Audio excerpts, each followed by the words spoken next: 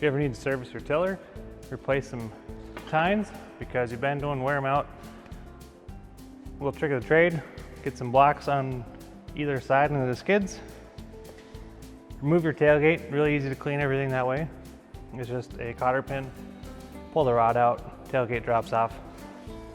But then you can spin everything pretty freely here. And you don't have to go back and forth all the time. You will need to pay attention to parts you order because there is a left and a right to these things. So you need to make sure that you're buying the right amount of each part number. Every tine will be shipped with the required hardware. So you get 2 bolts, 2 nuts, 2 lock washers.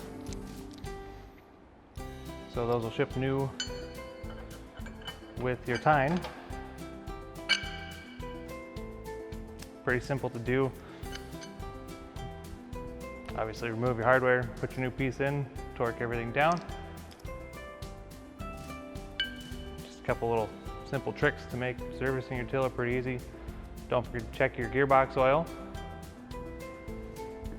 Move your fill plug, move your top plug, your vent plug, and you fill it up until it comes out of your fill hole.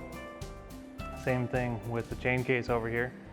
You have your vent plug and you have a fill plug about halfway up.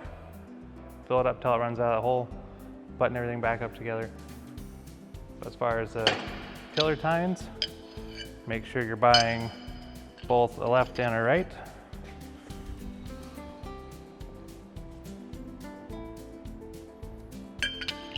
And you'll get the hardware with it.